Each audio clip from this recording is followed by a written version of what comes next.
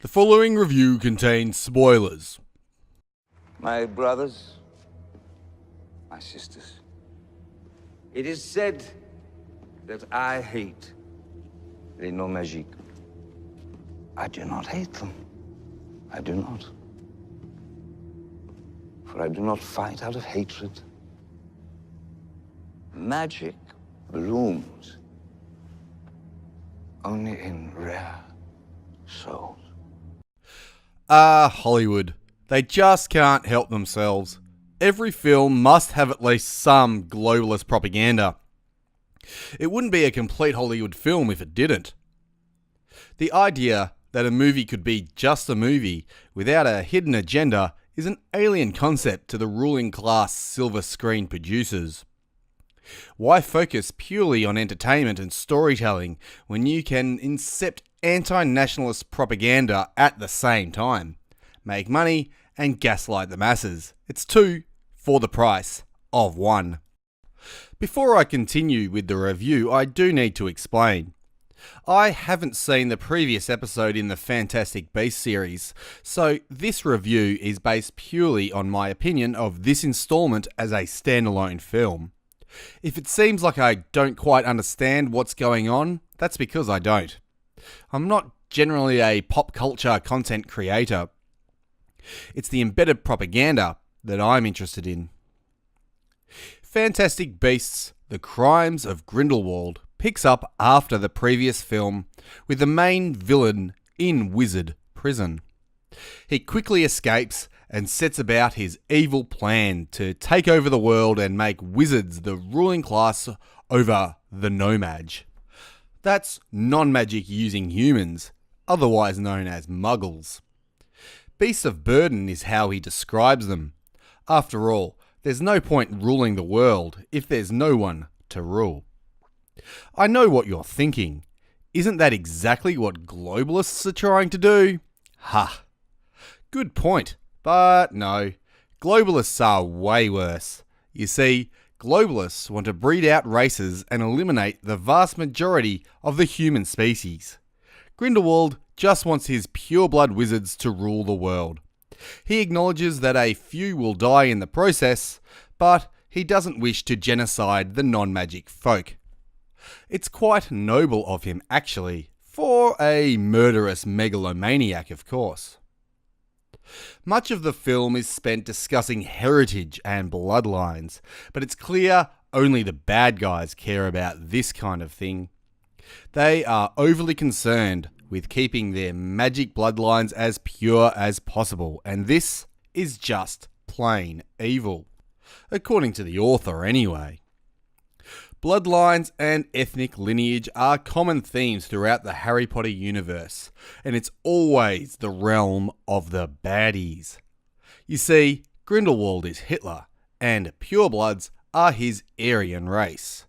He's even extra pale with bleached blonde hair.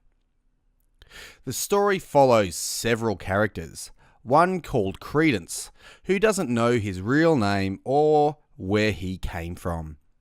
He has magic, but he was adopted as a child and never met his real parents. This becomes important later on.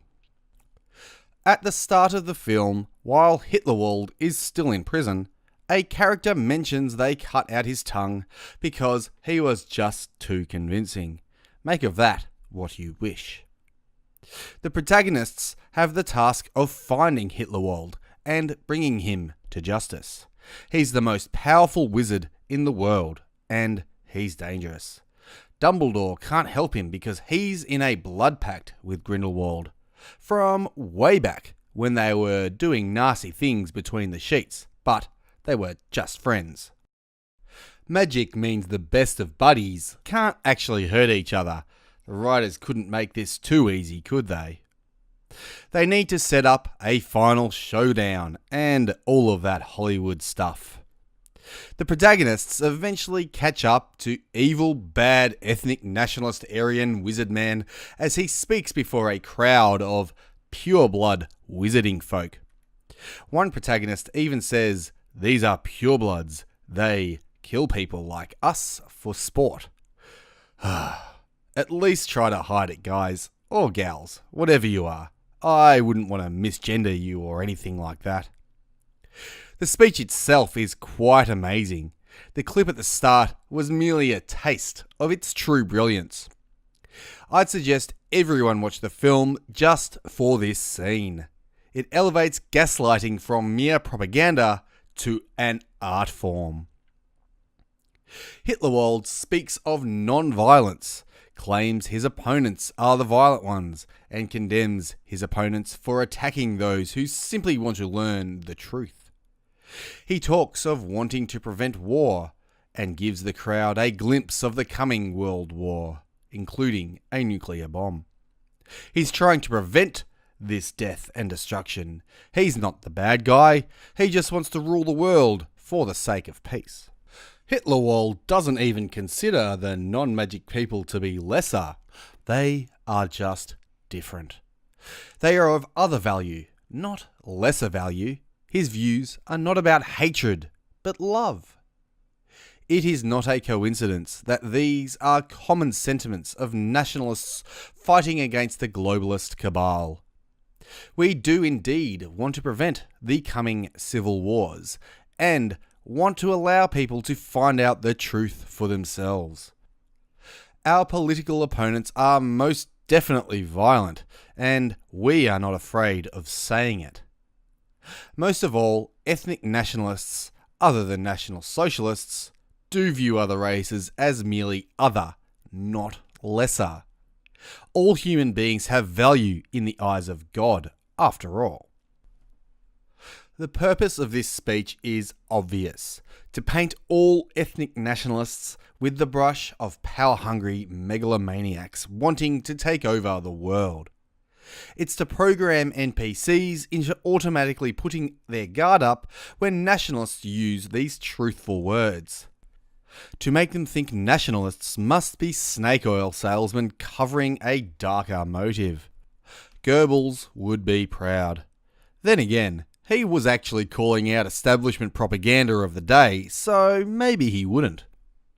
There is no way the globalist Warner Brothers, subsidiary of Warner Media, also a subsidiary of multinational corporation AT&T, didn't do this entirely on purpose.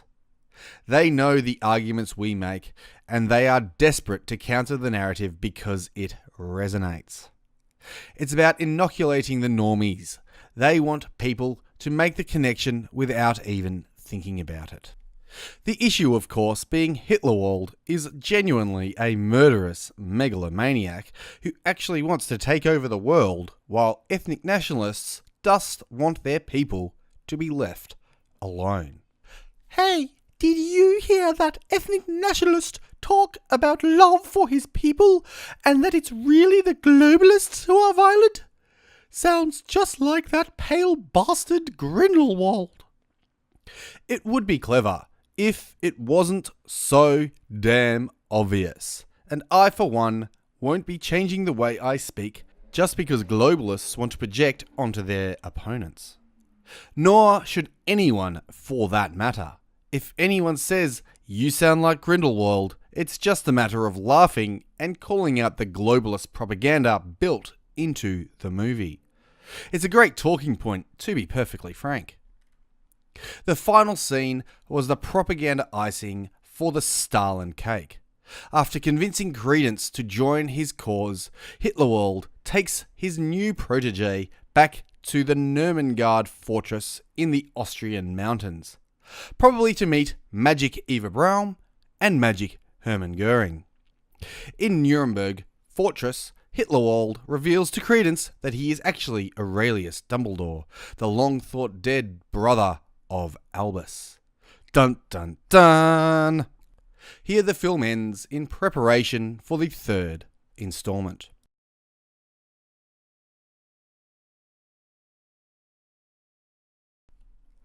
I confess, I enjoyed this film quite a lot, despite the sour taste it left in my mouth. I even got a cool cup and tin to remember the experience. The action was fun and the story flowed despite being convoluted. It wasn't anywhere near the best film I've seen, nor was the story all that creative. Powerful bad guy wants to take over the world, heroes need to stop powerful bad guy, and it's a struggle. An old story that will likely get plenty more runs before humans finally leave this universe. The magic and CGI were decent and cool to watch. I didn't really sympathise with any of the characters because none of them were all that likeable. Johnny Depp was excellent as Grindelwald and Jude Law was alright as young Dumbledore. The rest of the cast were unknown to me, as it should be. They are actors after all. Theirs is a job with far too much prestige for what they actually do. Acting is the lowest art form. They literally play make-believe for a living. This film is a product of our times. Globalist multinational corporations are desperate to shove their propaganda down our throats at every opportunity. They are getting creative in how they push it too. This is a method I haven't yet seen. I was genuinely impressed with their creativity. Good move by the globalists, but the game continues and they are still slowly losing pieces. Don't expect to be blown away with amazing plot or compelling performances other than Johnny Depp's, but it's definitely entertaining. A popcorn-selling weekend escape for the whole family. To close, cover your ears if you don't want the next movie ruined, but it's truly a doozy of a plot point. According to Harry Potter Wiki, the global wizarding war ends when Grindelwald is finally defeated in, wait for it, 1945. Coincidence? I don't think so. Thanks for watching, please share this video around, and I'll see ya when I see ya.